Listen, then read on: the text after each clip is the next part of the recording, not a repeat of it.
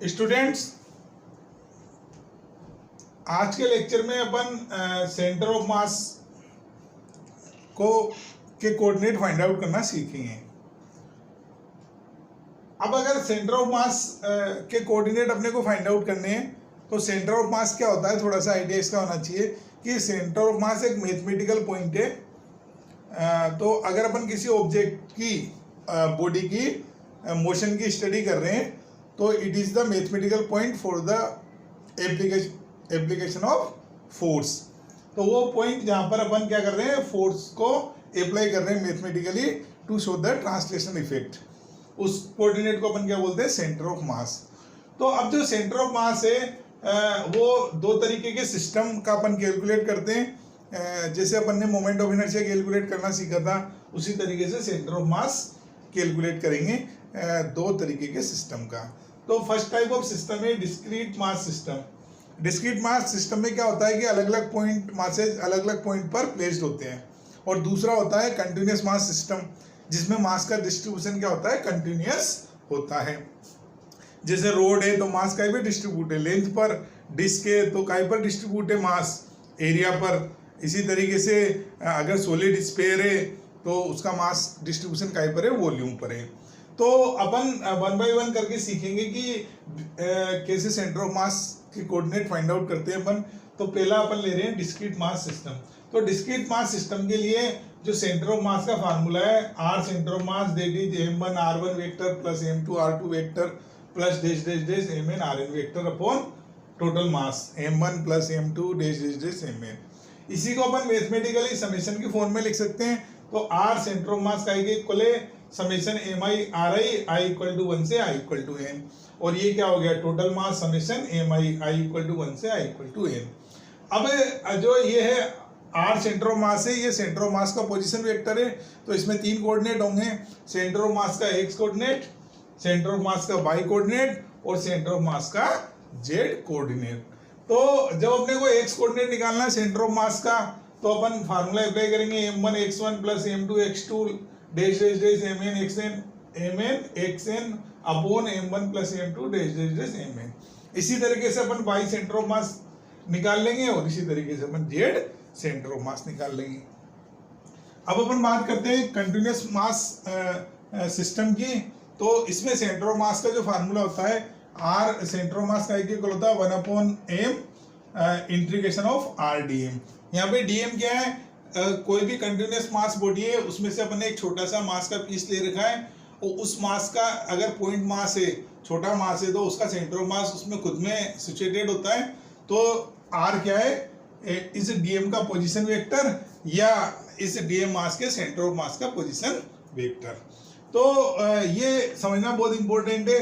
जब अपन continuous mass system का centre of मास निकालेंगे तो r क्या होता है। फिर मैं फिर से आपको एक बार बता रहा हूँ कि जो r है वो dm का पोजीशन वेक्टर है, या अपन ऐसे कह सकते हैं कि जो dm है उसके सेंटर ऑफ मास का पोजीशन वेक्टर है।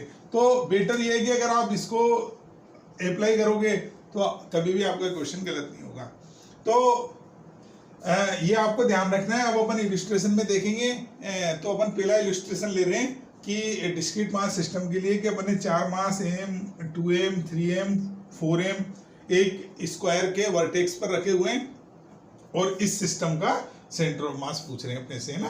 तो ये प्लेन में सिचुएटेड है, तो सेंटर ऑफ मास का एक कोऑर्डिनेट होगा और y कोऑर्डिनेट होगा। तो जो x सेंटर ऑफ मास है वो अपन ने देखा कि क्या फार्मूला अप्लाई करना है अपने को, m1 x1 plus m2 x2 dash dash dash mn xn upon m1 plus m2 dash dash dash mn। तो मैंने यहाँ नंबरिंग कर दी है 1 2 3 4। तो जब मैं यह m1 x1, तो m1 तो m है, x1 कितना है 0, तो मैंने m इंटू 0 रख दिया। अब ये कितना है, m2 कितना है 2m और इसका x कोऑर्डिनेट कितना है l, तो मैंने 2m इंटू l पुट कर दिया। प्लस ये m3 कितना है 3m और इसका x कोऑर्डिनेट कितना है l, तो मैंने 3m इंटू l पुट कर दिया। ये कितना है, जो m4 है दैट इज 4m और इसका x कोऑर्डिनेट कितना है 0, तो 4m इंटू 0 कर दिया अपॉन टोटल मास m plus 2m plus 3m plus 4m कर दिया। तो इस तरीके से ये 5 ml अपॉन 10m आ गया। अब m से m कैंसिल हो गया तो जो एक सेंटर ऑफ मास आया वो L/2 आया है। इसी तरीके से अपन ने सेंटर ऑफ मास का y कोऑर्डिनेट निकाल दिया m1 y1, तो m into 0 plus m2 y2, तो 2m इंटू l, तो अपन ने ये 2m इंटू सॉरी इसका y कोऑर्डिनेट कितना है 0, तो 2m into 0 plus m3 y3, m3 कितना है 3m और y3 कितना है l, तो 3m into l plus m4 into y4, तो m4 कितना है 4m और y4 कितना है l, तो मैंने 4m इंटू l रख दिया अपॉन टोटल मास रख दिया m plus 2m plus 3m plus 4m, और इसको सोल्व कर दिया तो मैं जा रहे इसमें अपन ने लिया है कि 2 पॉइंट मासेज है m1 m2 और वो एक दूसरे से r डिस्टेंस अपार्ट प्लेस्ड है। अब आपने से क्वेश्चन पूछ रहा है कि find the position of centre of mass of the system, और सेकंड क्वेश्चन पूछ रहा है moment of inertia of the system about axis passing through centre of mass and perpendicular to the line meeting m1 m2।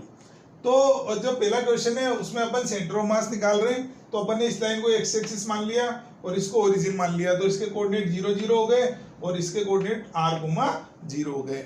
अब discrete mass system है तो इसका centre of मास कितना हो गया, एक centre of mass m1 x1, तो m1 into 0 plus m2 x2, x2 की जगह कितना है r, तो m2 r upon m1 plus m2। As such एक सेंटर ऑफ मास कितना आ गया इसका m2 r upon m1 plus m2। अब जो नेक्स्ट पार्ट है उसमें वो अपने से पूछ रहा है कि एक इस जो लाइन है इन दोनों को मिलाने वाली और उस लाइन के परपेंडिकुलर और सेंटर ऑफ मास से एक एक्सिस पास हो रहा है, उस एक्सिस पर आपको सिस्टम का सेंटर ऑफ मास लिखना है। तो अब अपने को ये सेंटर ऑफ मास है, अगर m1 की डिस्टेंस r1 है इससे और m2 की डिस्टेंस कितनी है इससे परपेंडिकुलर डिस्टेंस r2 है, तो अगर अपने को r1 तो पता है अभी अपन ने निकाल लिया कितना है m2r upon m1 plus m2, और जब r2 होगा तो r2 का इक्वल होगा r माइनस r1 के, और r माइनस r1 की वैल्यू पुट कर दी मैंने m2r upon m1 plus m2। As सच r2 का इक्वल है m1r upon m1 plus m2। अब अपन ने देखा था कि जो डिस्क्रीट मास सिस्टम है उसका मोमेंट ऑफ इनर्शिया क्या होता है m1 r1 square plus m2 r2 square. r1 r2 क्या होते हैं, परपेंडिकुलर डिस्टेंस होती है फ्रॉम द एक्सिस, तो इस एक्सिस से इसकी परपेंडिकुलर डिस्टेंस कितनी है r1, तो ये m1 r1 स्क्वायर है, और इसकी कितनी है m2, तो इसका मास है, और r2 क्या है इसकी परपेंडिकुलर डिस्टेंस, तो इसका मोमेंट ऑफ इनर्शिया कितना है m2 r2 स्क्वायर। अब जब मैंने इसमें वैल्यू पुट कर दी r1 की, तो r1 कितना है m2r upon m1 plus m2 square यहाँ है ही, लाइकवाइज m2 और r2 की वैल्यू पुट कर दी अपन ने m1r upon m1 plus m2 का स्क्वायर।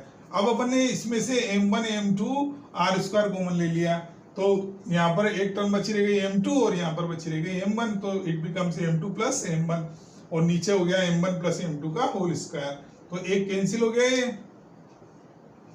तो इस तरीके से जो अपने पास मोमेंट ऑफ इनर्शिया आया m1 m2 upon m1 plus m2 r square. इस टर्म को आगे चलकर म्यू से रिप्रेजेंट करते हैं, म्यू r स्क्वायर, और म्यू का इक्वल है m1 m2 upon m1 plus m2, और इसी को रिड्यूस्ड मास भी कहा जाता है।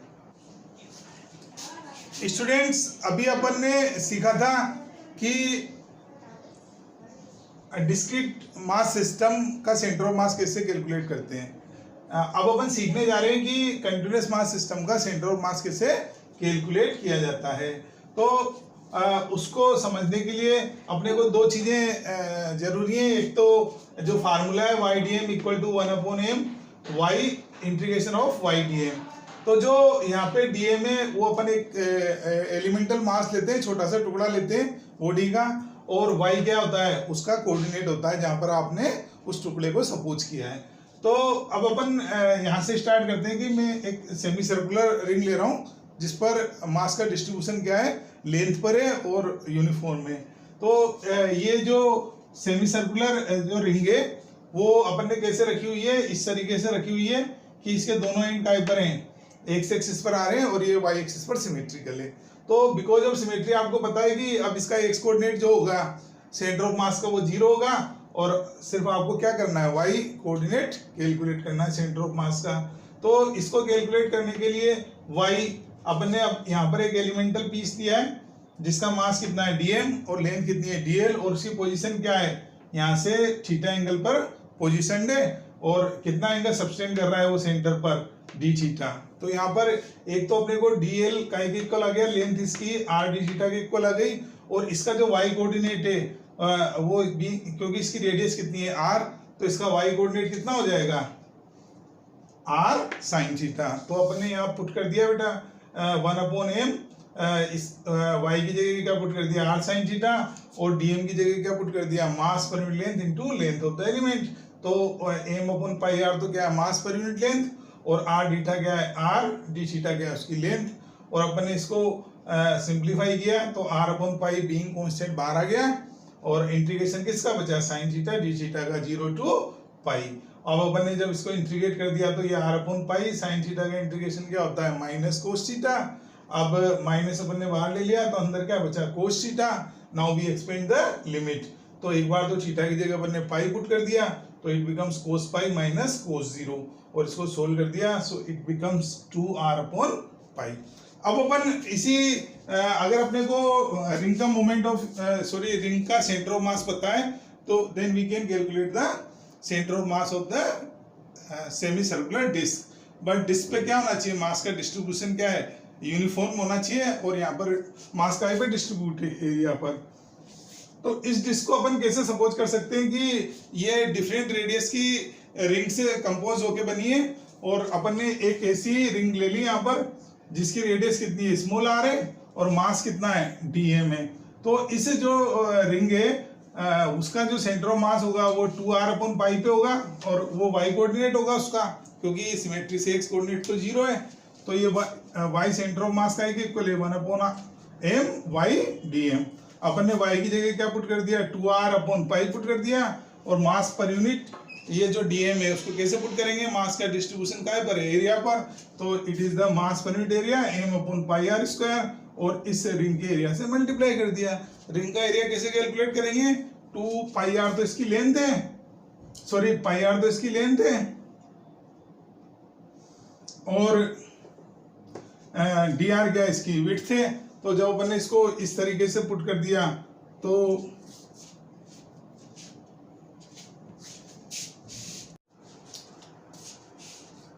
अब अपन जो है सेमी सर्कुलर रिंग का मोमेंट ऑफ इनर्शिया सीख चुके हैं कि कितना होता है 2r/π। Now we are going to calculate the centre of mass of semi circular disc. अब ये सेमी सर्कुलर डिस्क है, इसका मास कहीं पे डिस्ट्रीब्यूटेड एरिया पर और अपने को इसका सेंटर ऑफ मास कैलकुलेट करना है। तो बिकॉज ऑफ सिमेट्री आपको दिख रहा है कि इसका सेंटर ऑफ मास कहीं पे लाई करेगा y एक्सिस पर लाई करेगा, so we are going to get the y coordinate of centre of mass. तो इस डिस्क को अपन डिफरेंट रेडियस की रिंग से बना हुआ मान सकते हैं और एक ऐसी रिंग अपन ने ले ली है उस रिंग की रेडियस कितनी है स्मॉल r और मास कितना है dm। तो इस रिंग का सेंटर ऑफ मास कहाँ पर होगा y centre of mass 2r/π। तो इसका जो सेंटर ऑफ मास का कोऑर्डिनेट है वो 2r/π है। अब अपन ने y फार्मूला अप्लाई किया ycm = 1/m ydm। तो जो इसका जो कोऑर्डिनेट है वो है 2r/π, तो y की जगह अपन ने 2r/π पुट कर दिया। अब मास काय पे डिस्ट्रीब्यूट है एरिया पर, तो मास पर यूनिट एरिया कितना है m/πr²/2 और इसके एरिया से मल्टीप्लाई कर दिया। अब इसका एरिया कैसे निकालेंगे, इसकी लेंथ तो कितनी है πr और इसकी विड्थ कितनी है dr, तो इसका एरिया कितना हो गया πr/dr। जब अपन ने वैल्यूज यहाँ पुट कर सिंप्लीफाई किया तो 4/πr² तो इंटीग्रेशन से बाहर आ गया बीइंग कांस्टेंट और अंदर क्या बचा r²dr। इसका इंटीग्रेशन कर दिया दैट बिकम्स r³ 3 और लिमिट खोल दी और इसको सोल्व कर दिया। तो जो सेमी सर्कुलर डिस्क है उसका मोमेंट ऑफ इनर्शिया कितना हो गया 4r/3π।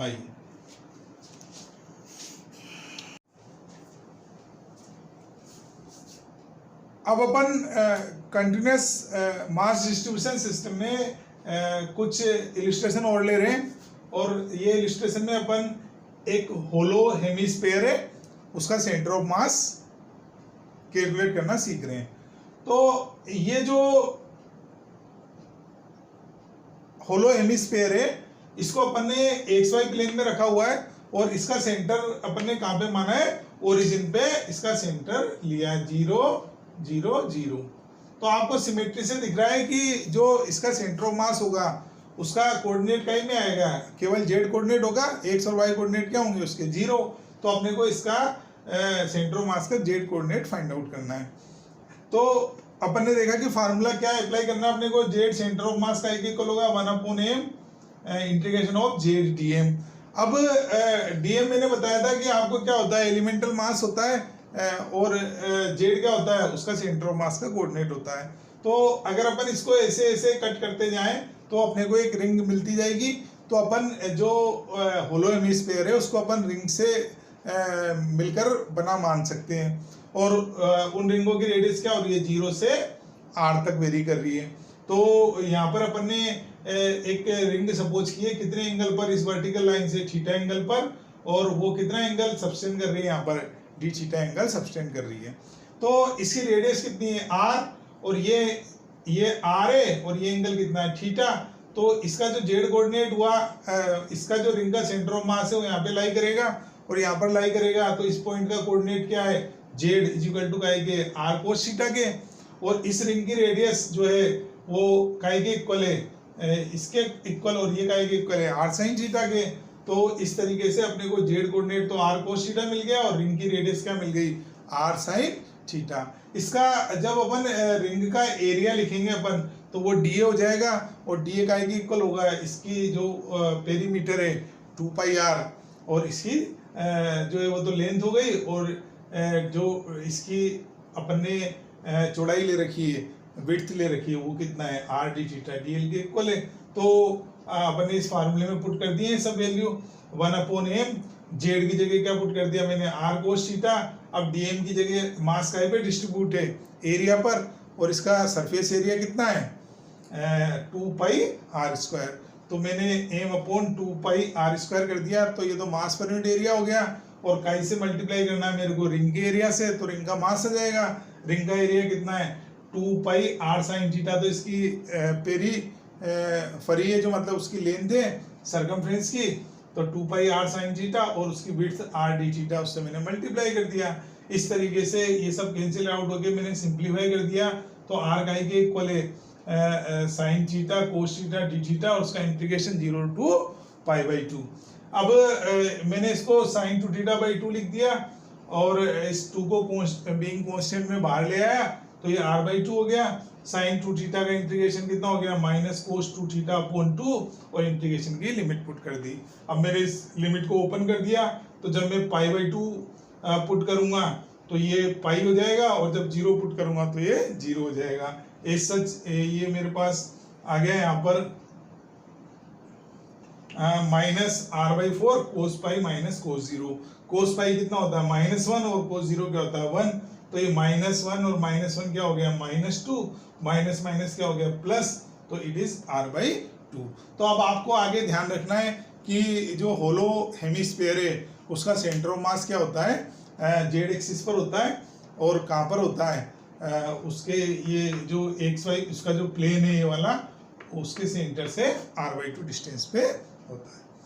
अब जब नेक्स्ट इलस्ट्रेशन में अपन ले रहे हैं बेटा कि अगर अपन होलो हेमिस्फीयर की जगह सॉलिड हेमिस्फीयर ले लेते हैं तो उसका सेंटर ऑफ मास कैसे कैलकुलेट करते हैं सॉरी। तो ये अपने पास एक सॉलिड हेमिस्फीयर है, इसका मास कितना है m, और इसकी रेडियस कितनी है r। तो अगर अपन होलो हेमिस्फीयर पर इंक्रीजिंग रेडियस के होलो हेमिस्फीयर रखते जाएं, then we will find a solid hemisphere. तो अपने को सॉलिड हेमिस्फीयर मिल जाएगा। तो मैंने एक r रेडियस का और dr थिकनेस का एक होलो हेमिस्फीयर ले लिया। अब ये होलो हेमिस्फीयर ले लिया, तो ये तो इसका सेंटर है। अब अपन ने देखा कि जो इसका सेंटर ऑफ मास होता है होलो हेमिस्फीयर का, वो कहाँ लाई करता है, जेड कोऑर्डिनेट उसका जो होगा वो क्या होगा r/2 होगा। तो मैंने अगेन ये फार्मूला पुट कर दिया, Z centre of mass equal to 1/m Z dm। Z dm जो dm है वो किसका मास है, वो इस होलो हेमिस्फीयर का मास है, और जो जेड है वो उसके सेंटर ऑफ मास का कोऑर्डिनेट है। तो जेड की जगह क्या आ गया r/2 आ गया। अब मेरे को dm की वैल्यू पुट करनी है, तो यहाँ पर मास काय पे डिस्ट्रीब्यूट है, वॉल्यूम पर। तो मैंने मास पर यूनिट वॉल्यूम लिख दिया m/2/3 πr3। और इसके वॉल्यूम से मल्टीप्लाई कर दिया, तो इसका वॉल्यूम कितना है 2 पाई आर स्क्वायर, तो इसका सरफेस एरिया है, और डी आर इसकी थिकनेस है, तो इससे मल्टीप्लाई कर दिया तो इसका वॉल्यूम आ गया डीवी। इस तरीके से मैंने इस फॉर्मूले में वैल्यू पुट कर दी और उसको सिंप्लीफाई कर दिया, तो 3/2r³ अंदर क्या बचा r³ dr का इंटीग्रेशन, और इसका इंटीग्रेशन कर दिया तो r4/4 आ गया, ये कैंसिल हो गया बेटा। तो इस तरीके से जो जेड कोऑर्डिनेट आ गया सेंटर ऑफ मास का, दैट इज 3r/8। अब आपको अगर लेक्चर अच्छा लगा हो तो आप इसको दिल खोल के लाइक करें, क्योंकि आपका लाइक हमारे को एनर्जी देता है और आगे और लेक्चर टाइमली पोस्ट करने के लिए हमारे को मोटिवेट करता है।